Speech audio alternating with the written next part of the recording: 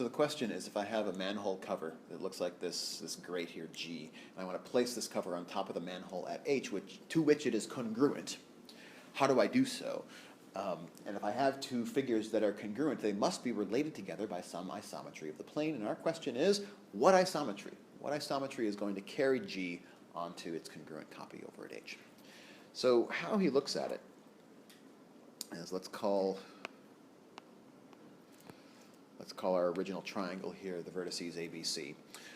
And just by sort of looking at the figure, I think we can infer that this vertex right here, which looks the most like a right angle, probably corresponds to the vertex in G that looks most like a right angle. And then likewise, the larger of the two remaining angles is A prime. The smaller of the two remaining angles is C prime. So we want to figure out how to map the triangle on the left onto the triangle on the right. So what he does is starts on a vertex by vertex basis. So first, let's figure out how to move one of the vertices into the place that we want to move it. He starts with B. So let's just start with B. How do we know that there exists an isometry that maps B onto B prime? What are examples? Maybe I'll start with that. What's an example of an isometry that would map B onto B prime?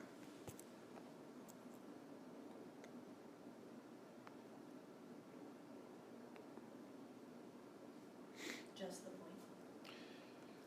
point. So just the point. Obviously, the isometry would act on the whole plane, so it would move a bunch of other stuff too. But if I'm just interested in an isometry where the image of B lands on B prime, what are some options? You can make a circle and have the center right in the middle and rotate it. Oh, okay. So there's one option. Now, when you say right in the middle, sharpen that idea there. Middle how? Middle where? So that if we call the center O, that OB is equivalent to OB prime. OB is equivalent, meaning congruent? Or the same distance. Same distance, okay. So what I could do, if I'm understanding it correctly, is I can put a point here, let's call it O. As long as I situate that point so that it is the same distance away from B as it is from B prime, then that means that B and B prime lie in a common circle. And if they lie in a common circle, maybe I can sketch that circle in here too. That means that I should be able to rotate in such a way. The circle is not particularly on center here. There we go. That I should be able to then rotate in such a way that it carries B into B prime.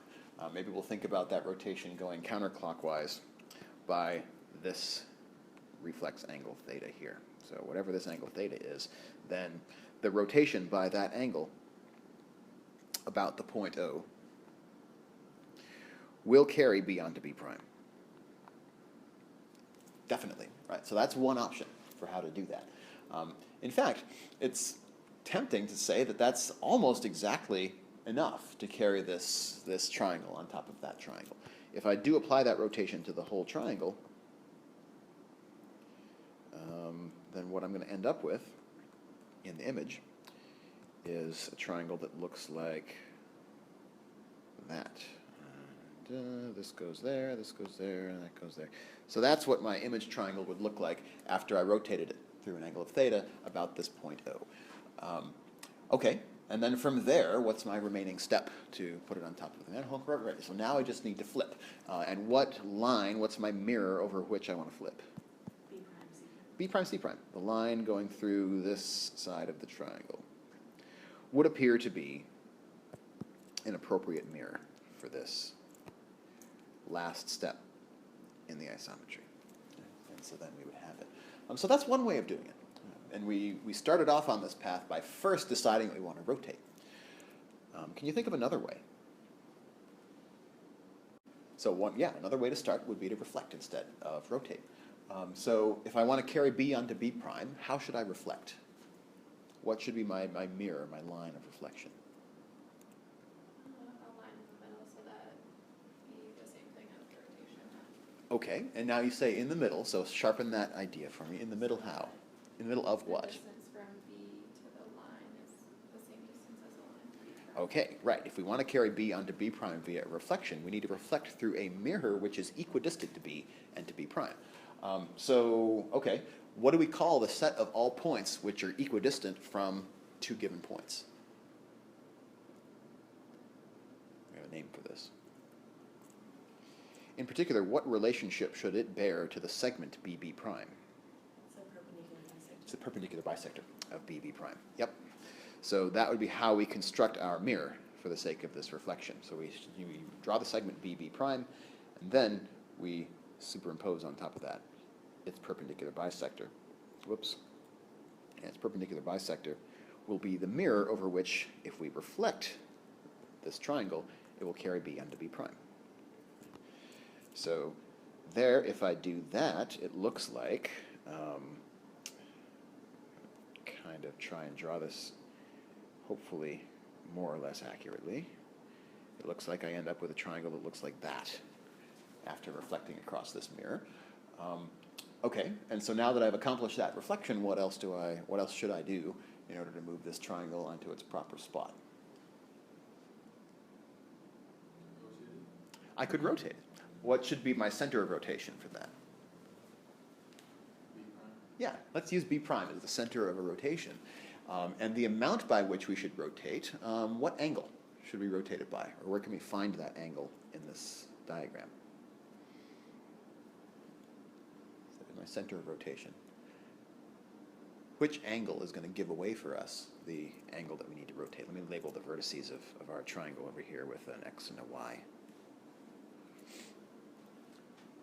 How much should I rotate by? C prime B prime X. C prime, B prime, X. That angle right here, how do you know that that's an angle that's going to do it for us? Then B prime X would lie right on B prime. That's right. We're going to carry B prime X right onto B prime C prime. So whatever this angle is, if we call it theta, then rotation about B prime by that angle will get us right to where we're going. So in the first example, we decided to rotate first and then reflect. In this example, we reflected first and then rotated. But both of those different combinations got us to the same isometry, right? The same isometry that brings this manhole cover on top of the manhole. The reflection that we chose and the rotation that we chose were different in both cases, right? In the first case, we chose a rotation about a center, and I think we can actually see that center on this picture as well, or at least a possible center of rotation would be this point that is equidistant from B and B prime and also happens to lie on the perpendicular bisector. But we chose a rotation first, and then afterwards we had to do a reflection on the line B prime C prime. If we decided to reflect first, then our line of reflection was different, right? It was not B prime C prime, but it was this other line, perpendicular bisector of B prime. And then, after that, the rotation we needed had both a different center and also a different angle of rotation than the rotation that we used in the first case. So we got the same isometry. I'm going to write this down here at the bottom. We got the same isometry from rotating by some angle about some center that we called O in the first example, and then by reflecting about B prime C prime. So by the way, when I write a combination of isometries as I'm writing them here, we read them as we read them with matrix multiplication. We read them from right to left. So first rotate, and then reflect is what this notation means, which is a little weird, right? And it's usually done this way because in linear algebra we think about matrices acting by multiplying vectors on the left.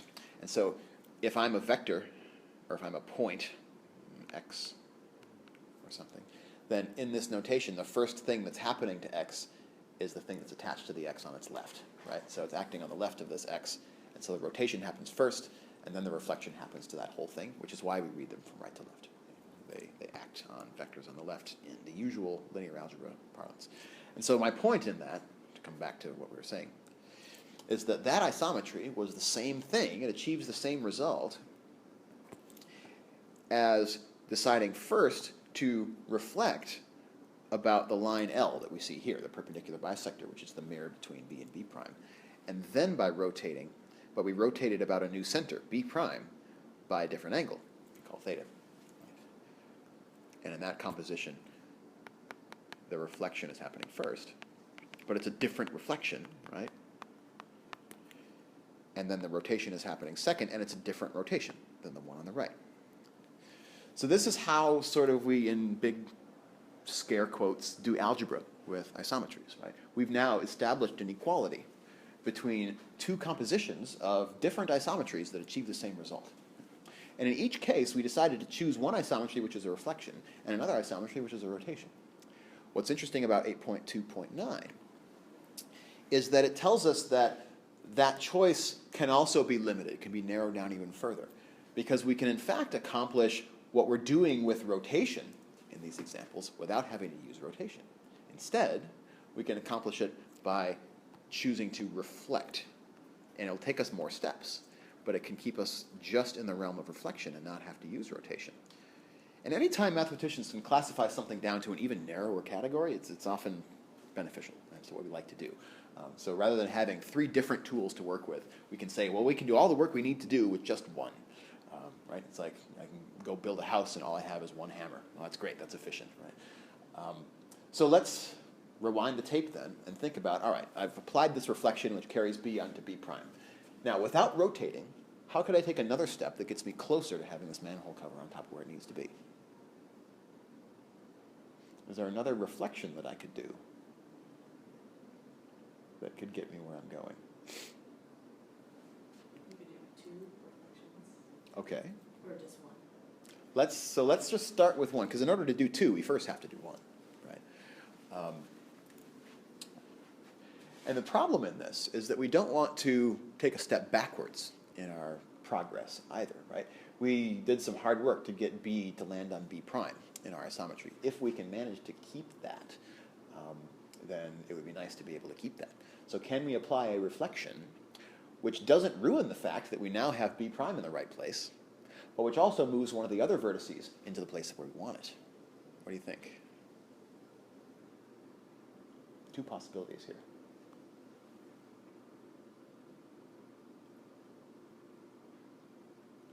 Let's suppose I want to move Y onto A prime using a reflection.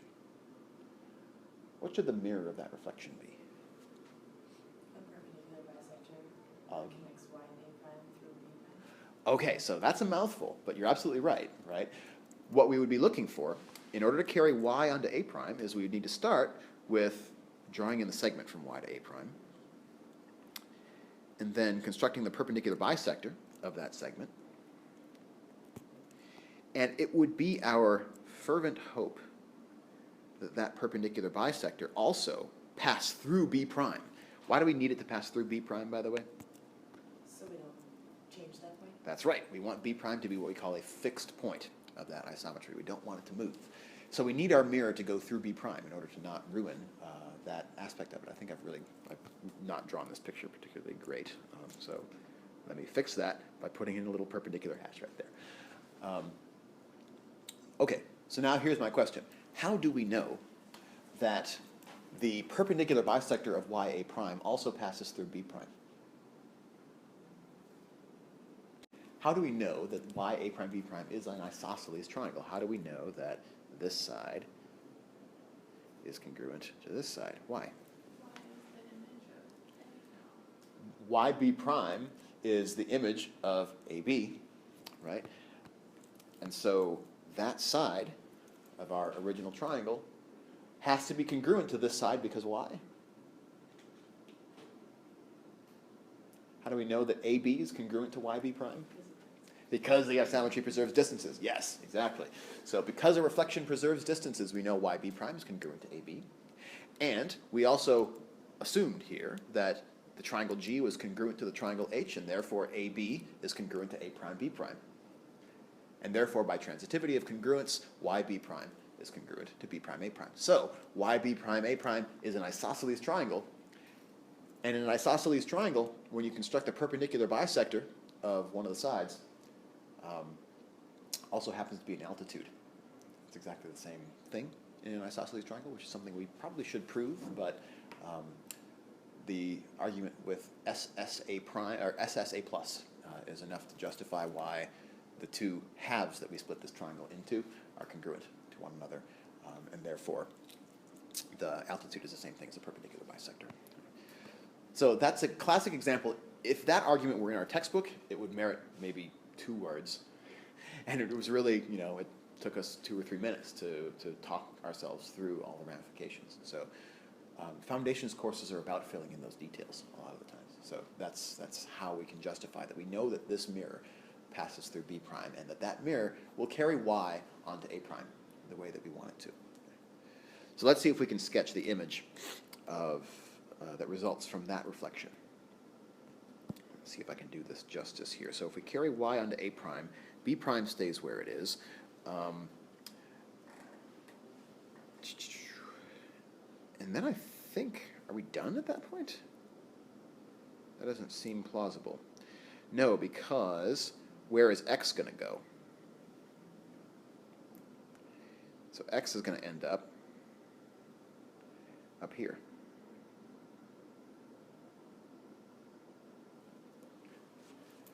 Right? So when I apply the reflection through the mirror M that's sketched down here, now B prime is where we want it to be, A prime is where we want it to be, but X goes over the line up to the top of the screen to a point we'll call, I don't know, X prime. So we're still almost home. We have 2 of the vertices in place. How do we finish? Reflect over A prime, B prime, which will, as we want, leave A prime and B prime exactly where they are. I'll call that mirror K. But it will carry X prime down to C prime. Why? How do we know that X prime will land on C prime with this reflection?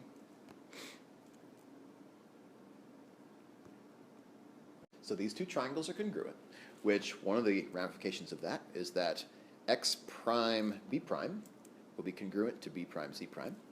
So the distance of X prime and C prime to this mirror are equal.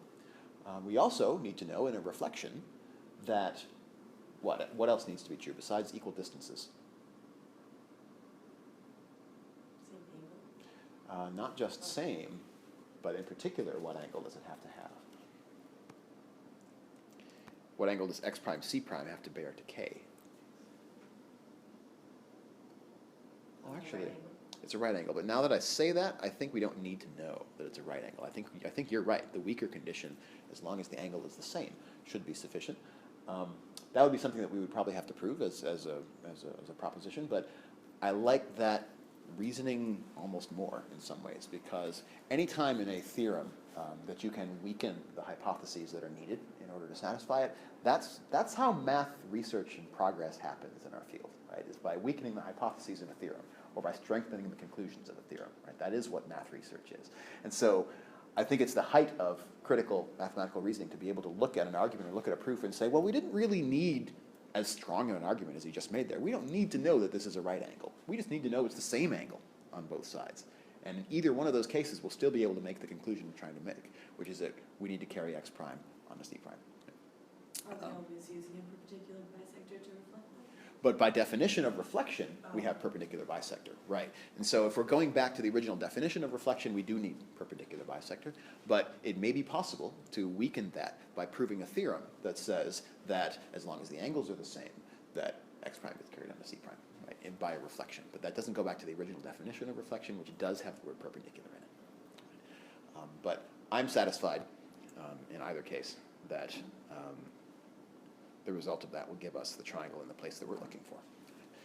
And so that hopefully is kind of a prelude to the proof that we'll see for 8.2.9, that even though our first 2 attempts at this isometry involved a rotation and a reflection, in fact, we can always get away with just a series of reflections. And the content of the theorem that we'll see a proof of, that the series of reflections that are needed to do so is never longer than 3. We don't ever need more than 3 reflections to accomplish any given isometry in the world that we would need, including the identity, really, because the identity would just be we do no reflections at all. So we either do none, 1, 2, or 3, and that can give us any isometry in plane geometry. For a triangle? That's an excellent question. Does it just work for a triangle? And this is where another really important result comes, and that is that whatever an isometry does to a set of 3 points completely determines what it does to the whole rest of the plane. So whatever it does to a triangle, it does to everything. Right? And that's another super crucial result that we see in a chapter like ours.